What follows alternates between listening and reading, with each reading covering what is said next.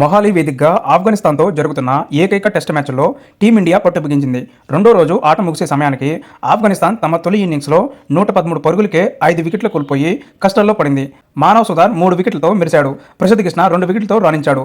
ఆఫ్ఘనిస్తాన్ తరపున Rahmad Shah 43 batting top స్కోరర్గా నిలిచాడు. అతను మినహా మిగిలిన బ్యాటర్లు విఫలమయ్యారు. ప్రస్తుతం ఆఫ్ఘనిస్తాన్ 451 పరుగులు వెనుకబడి ఉంది. చూస్తుంటే టీమిండియా విజయం రెండో రోజే ఖాయమైపోయినట్లు తెలుస్తుంది. అంతకుముందు ఓవర్ నైట్ స్కోర్ 3 వికెట్లకు 368 పరుగులతో రెండో రోజు ఆట ఆరంభించిన భారత్ తొలి ఇన్నింగ్స్లోనే భారీ స్కోర్ సాధించింది. 127 ఓవర్లో 8 వికెట్లకు 564 పరుగుల వద్ద డిక్లేర్ చేసింది. శుభన్ గిల్ 126 పరుగులు చేసి సెంచరీ బాదాడు. కేఎల్ రాహుల్ 100 పరుగులు తొలి రోజు శతకం బాదాడు.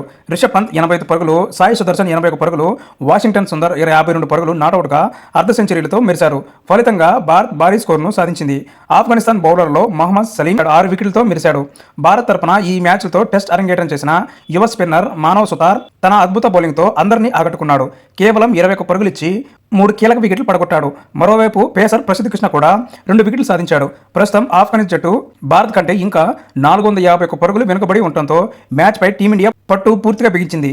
మూడో రోజు ఆటలో భారత్ వికెట్లను త్వరగా పడగొట్టి ఫాలో ఆన్ ఆడించాలని భావిస్తుంది.